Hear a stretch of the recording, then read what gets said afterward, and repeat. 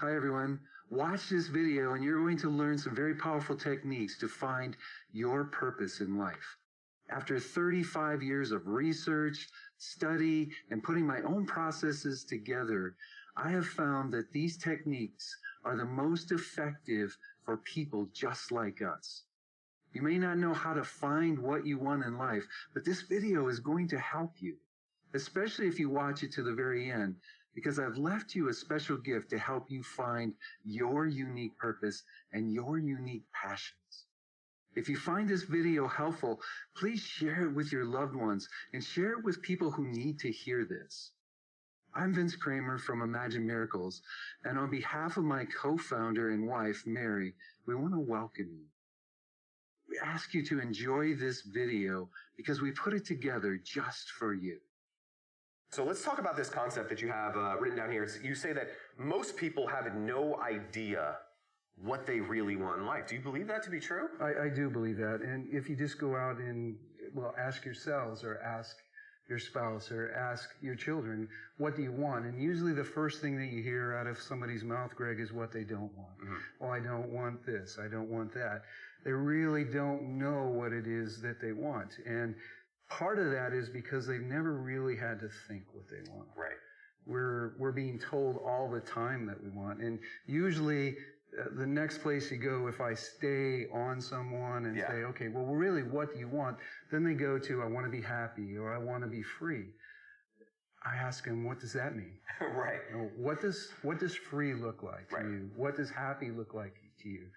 If I do get any explanations on what they look like, it's all based on what they've seen in the magazines or what they've seen on the movie screen to really drive what they feel happiness looks like. Yeah. So we need to delve a little bit deeper in there and get past the marketing world, get past what you've learned from your parents or relationships. Steve Jobs said in a quote, people don't know what they want until you show it to them. And the interesting thing about that is that's how marketing works. They show you what you want, and you just kind of flow along with it. Yeah. And when I say you, I'm including me. I'm not... Right. Neither one of us are excluded from this. I know what kind of car I want to drive, what kind of house I want, what kind of watch I want by what they tell me. So it's something that, let's look inside and go from there. Yeah, and what's incredible is that's usually a desire that you didn't know that you had, because you didn't even know that watch existed until they marketed it to you. Right? And so I want to talk about this concept real quick of, when we're kids, we dream. Right? We have these big dreams. We have these big, I want to be an astronaut. I want to be you're thinking about what you want, but as you get older, you don't think that way anymore, do you? Well, well, you do somewhat. Yeah. But unfortunately, we just kind of blow that off and we don't deserve it or we're not worthy of it. And well, if I got that, is somebody going to recognize that I'm successful?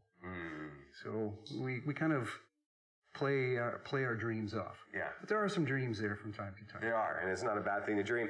Now, we mentioned you just wrote a best-selling book, Mastering the Art of Success, and in that book, you talk about living this way, living kind of the way where the outside world wanted to see you as successful, or you wanted things because of, different things that were happening in your life. So I'd love it if you could kind of take us back through some of the things you wrote in that chapter and kind of tell that story for us. Okay, you bet. Well, the first thing is I won't tell you the whole story.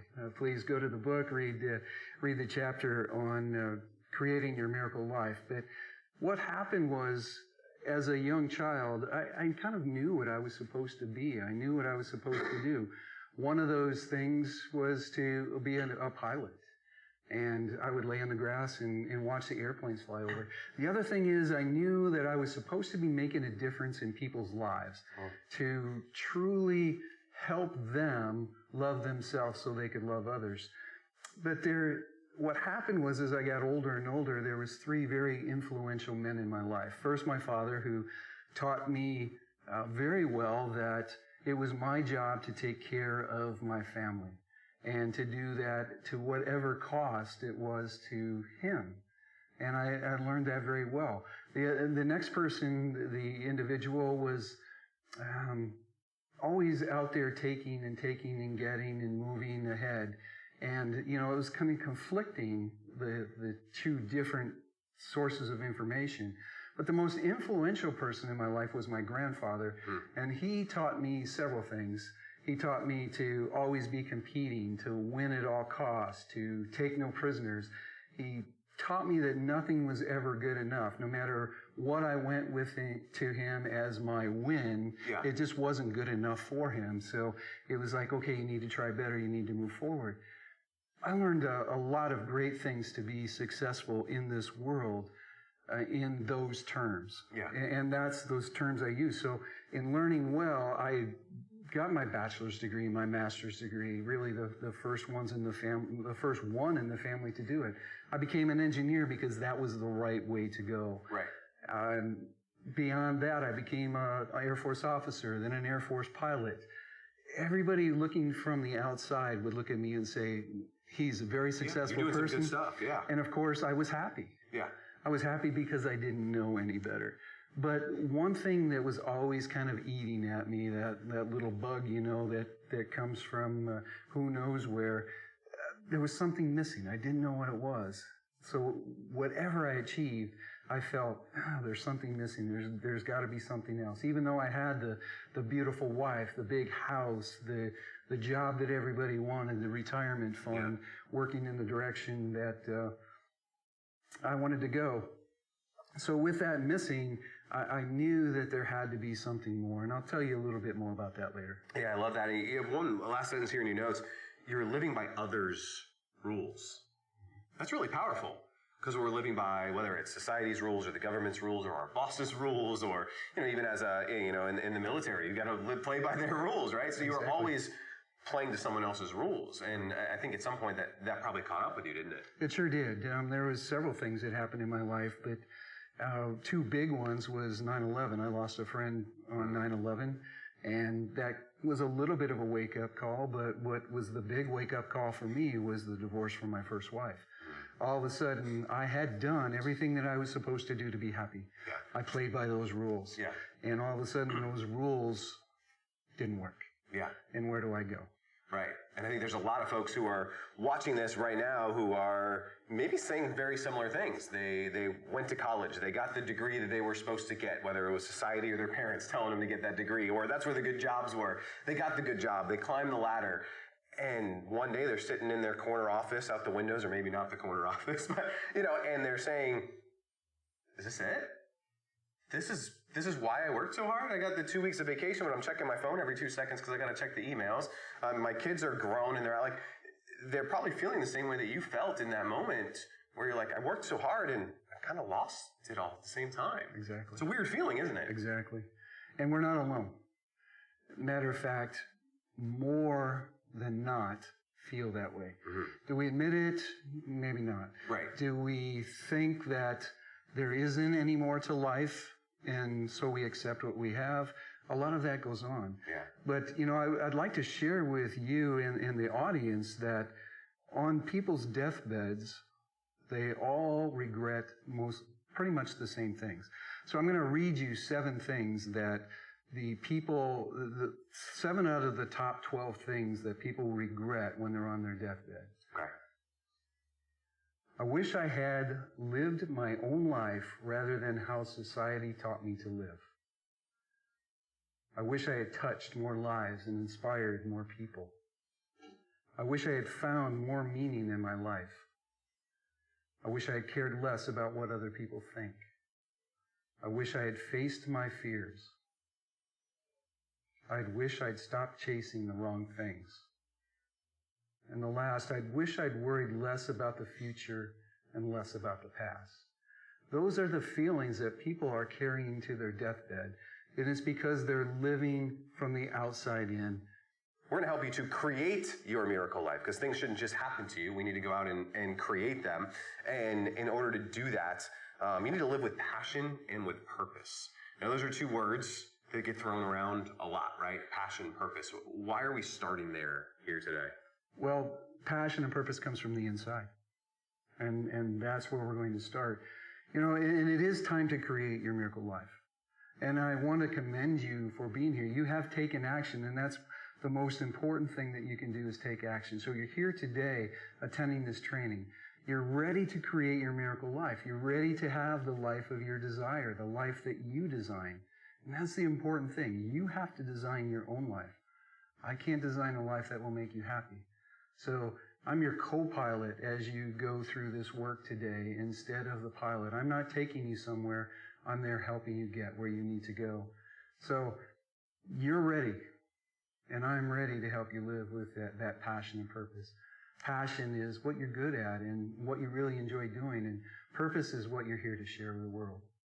And that might just be you. And that's more than enough for the world, just being you. Powerful statements. I love it. Easier said than done sometimes. Very, very much. Right? Very easy to, have a nice Instagram quote that says, live your passion or find your purpose. A little more difficult to actually discover what your passion is and to go out and live your purpose, which is what you're doing right now. You're actually living your purpose. I am living my purpose. You're teaching folks right now and One helping them. One of give two. back. I know. I love it. So what you've created here and what we're going to do in the rest of this module is we're going to walk people through 3 steps to help them to discover what you really want, right? Not what the outside world wants, but what you want from the inside, and find that passion and live on purpose. Yes. So where do these 3 steps kind of come from? Well, the 3 steps are just a couple of many that I have in my passion and purpose program. Yeah. It says discovering your passion and purpose. That's 21 steps that I take you through. But these are 3 steps that are pretty instrumental in you finding passion and purpose. And they're more geared towards finding what you want than just finding your passion and purpose. So, and I want you to find what you truly want, not what you think you should want, or not what somebody's told you that you wanted, but what you really want. And we'll do that by walking through these steps. Yeah, I love that. So let's jump right in and talk about those 3 steps. The first step is you have to answer, again, what on the surface looks like a very easy question. Who am I? Well, I'm Greg Roulette. You're Vince Kramer. But who is Greg Roulette? Who is Vince Kramer is a much deeper question, a much deeper answer we're looking for. Exactly. And where I'd like to start you out with is who you think you are right now is mostly a combination of what has been brought into your life from what you've experienced or what you've perceived. So a lot of who you are is based on knowing where that came from, knowing what came together to be you. Yeah. So how do we start to answer that question? Is it just kind of sit in the afternoon, have a glass of wine, and just start doing some reflecting? I mean, what are some tips you have for everybody to answer this question? Well, I think the 3 big things are to look at who you are as energy, look at who you are as a personality or your ego, and to look at what your belief system is. Let's talk about, I'm going to break those down really quick for everyone. When we talk about who we are as energy, what's an example of that? What does that mean? How about if we go a little bit further into the program and I can divide it up there? Perfect. I love it. Great. So we have this who am I piece. The next piece that we look for is what are my talents and gifts? Everybody's unique, like I said earlier in the program when we got started. And that uniqueness also comes from what you specifically have to offer the world. We're not all the same. There's nobody different. There's 7 billion plus people on this earth, and everybody's different. You might be a couple of the things that you're really good at. There might be other people that are good at that. Right. But it's when you bring the combination of you together, you have the ability, you're almost like a key that you're going to stick in several locks out there. And when you turn that key, you're going to open up the lives of those people that you've come in contact with. So those talents and gifts are those things that you become good at. And you've been working at it all your life. Yeah, let's talk about that from your own context, right? So you were, again, the outside world successful pilot, doing all these great things. You found out something was missing. What did you see as your own talents and gifts that have now brought you here to be teaching and training and really living out your passion, your purpose? Well, I see them now. I didn't necessarily see them then, but there are several things. One of the things that really has come out in me that's helping me do what I'm doing is the fact that I didn't fly right away. I went into the working world and saw it in different ways, and we'll kind of talk about that a little bit later too. But I had opportunities to teach. I mean, I've been taught in the Air Force how to teach. I've been taught outside in my master's program how to teach. So there was a direction in my life that really brought me in to help me develop the skills that I need. There was an opportunity for me to go through a hypnotism class. Nice. And, the wonderful thing about that is, and it's one of the bonuses that we're going to share today, is the ability to do guided meditations to help people get inside and find out who they are. Yeah, that's powerful. A word you kept coming back to was, I saw these opportunities in my life, these opportunities to teach. Because that opportunity to teach, you very easily could say, no, I don't need to do that. The opportunity for the hypnotism class, I don't need to sign up for that. But you stepped up when you saw some of these opportunities, and they unveiled over time. Now you're able to reflect on it, what some of your talents, what some of your gifts are. Yeah, you bet. To the world. And some of them were pushes. They weren't necessarily, I'll do that. Yeah. I just got pushed into it. Jobs that I didn't get and got different ones. Right. And the abilities that I gathered and learned through those, they were more pushes sometimes. The pushes are the ones that are the most powerful for you. Yeah. Love it. So we're answering the question, who am I? And now on that piece of paper that you have in front of you, just like I'm taking notes, I'm writing all this stuff down just like you should be. What are your talents and gifts? As you look back and you do some self-reflection, what are, some of the things that make you you? What are some of your talents? What are the things that put you into that flow state where you're like, I can't believe it's already, midnight. I feel like it should have only been 30 minutes. What are those things in your life that get you fired up? Which really kind of comes into this third piece, which is, what do I enjoy? Exactly. When you're out trying to accomplish, trying to find success, trying to grab onto what's going to make you feel happy, that's going to give you that contentment that you're looking at, are you doing the things that you enjoy? Yeah. Are they bringing the happiness to you from the inside out instead of thinking, well, I'm going to go out and ski the tallest mountain in the world and that's going to make me happy? And then you roll down the hill and you're sitting in your hospital bed and what might make you happy is that shot of tequila. It's looking at life from the inside out. What is it that you truly enjoy? Got it. I love it. So we have those 3 steps, and what we're going to do now is we're going to break down those 3 steps in detail for all of you guys. So again, that first one is, who am I? And you mentioned there's some different pieces when we're answering this who am I piece. And that first one is energy. Yeah. Let's talk a little bit about energy. Well, that's where we're going to delve into a little bit of the science and spirituality world. And I want you to look at this with an open mind. Look at it from a place of not knowing. And maybe there will be some information that comes to you that resonates. And if it doesn't resonate with you, just let it go. It's not that important. But we're all energy, every single one of us, and we're the exact same energy. And in that, we're connected with each other. And in that connection, we reflect back and forth in each other. So our words are energy, our thoughts, our feelings, all of that is energy, and it's instrumental in the life that we create.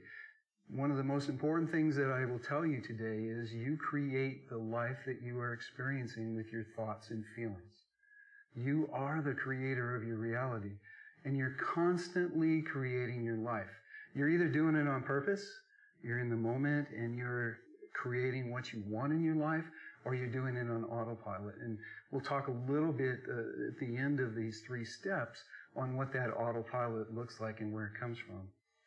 So remember, you're completely unique, and what you have to bring to the world is unique. That's who you are. That's the energy that you're putting out into the world. So remember that you're unique. If you take 2 things away, thought and feeling create energy, and you are a unique person. I love that. So you're starting with energy. Now we understand that we are energy, that we're all energy. It's the spirituality, it's the science piece of it. Now we got to look at our personality. You bet. And our ego. You bet. Let's talk about that. All right. Well, the interesting thing is ego has a very bad connotation. Mm-hmm. Usually when you say to somebody, you have an ego, they think they're arrogant. Right. They think they're, attacking people. I'm better than everyone else. That's not the ego that we're talking about. The ego that we're talking about is the personality that you develop as a young child. And you have to develop a personality as you go through life because you're learning as you get older, as you grow, and you're really bringing into your life parts of you and developing parts of you that help you live through life. We develop our personality, we develop our ego by watching the people around us and how they react to us. Yeah. So if a perfect example, if I was talkative as a child, and I realized that that upset my parents, then, I stopped being such a talkative child because I got pain instead of pleasure. Right. You bet. So, I stopped that talkativeness, and I developed a personality that was quieter. Right. Now, that's not the case with me, so so don't think I turned into somebody quiet, but that was just an example of how we form a personality. A lot of the decisions and a lot of the perceptions that we made as we looked out onto, as we developed our personality, also became part of our belief system, and that's what I'd like to talk about next. Yeah, definitely. Let's do it. So it's very interesting, but our belief system is kind of like a filter of our lives. It's almost like the glasses that you put on as you look out into your life. And those beliefs were formed by looking, like I said, out into the world and seeing what people thought or what people felt and what that meant. And most of them we just kind of brought in and took on. Right. The majority of our beliefs are formed before we're 2 years old. Wow. And at that point, our frontal lobe hasn't even started to develop yet. So that means we're looking at life without being able to reason. Right. And we're just soaking it in. A 2-year-old's like a sponge. Right. Just bring it all in, bring it all on. And that's where the majority of our beliefs come from. And then we continue to develop, and most of them are developed by the time we're 7 years old. And that reasoning part of our brain hasn't even started to develop yet. Wow. So now we've got all these beliefs, and they're kind of holding on to us. And then we develop others based on what we see as we get older and older and older. So our beliefs keep piling on. Yeah. Unfortunately, somebody forgot to tell us that they're not reality. Right. We can change our beliefs whenever we want. Yeah. What's really interesting, especially talking about most before we're 7 years old, is usually they're not our beliefs. They're beliefs that are forced upon us, whether it's from parents or society or just the experiences you have when you're a kid. Because again, you're 7, And so what I love that you just said is that we don't know that we have the power to change them. We don't have the power to replace them. We don't have the power to do all that. I know we're going to talk more about that as we go, but it's just something very powerful that I don't want anybody to miss is that, a lot of these were pushed on us rather than our own personal beliefs. Or we felt they were pushed on us. Right. We were willing to take them on. We soaked them in, We can't blame anybody out there. We can't say my mom did this or my Right. dad did this. We took them for on. it, yeah. But let me give you something, maybe to look at that may make you feel better. Maybe you were supposed to take on those beliefs so you could develop who you are. So you could truly develop talents and gifts that help you move forward down the road. Yeah. A couple beliefs that we developed, I'll just give you a couple examples. Big boys don't cry. How many times have the men in the audience heard that big boys don't cry? Good girls don't put their dress up over their head. Good children don't lie. Children are better seen than heard. Those are belief systems that we form by hearing repetition in what's shared with us from the outside world once again. Wow, that's crazy. Now, it makes me just start to think about all the things you do in your life just because of those types of beliefs that are held. It's really powerful. So as we answer this first question, defining passion, purpose, and really discovering what we want from life, look at yourself as energy. Understand that your ego is just another name for personality. I think that's really, really important. And then we talked about beliefs, which are really the filter of our lives. This is just the first step, though. Yes. Hi, everyone. Welcome back. I hope you enjoyed the video. The video is excerpts of a very powerful masterclass called The 4 Things You Don't Know That Are Keeping You from Your Miracle Life. I recorded it with my friend Greg Roulette. I know you want more information about this, so I've included a link to the full program in the description. I've got so much I want to share with you, but I want to make sure it's what you want to hear. So please leave me a comment and let me know what we should cover in our next video. I've also left you a very special gift in the description called the Your Unique Purpose Formula. It's my 5-step formula that I use in my most powerful programs to help people find their passions, to help them find their unique purpose. It's a free download, and it will help you find your purpose if you just follow the steps. Feel free also to leave your questions in the comment section. I will try my very best to get to all of them. It's important for me for you to understand this information. I hope this is exactly what you needed to hear today, and I look forward to seeing you live on purpose. Thank you.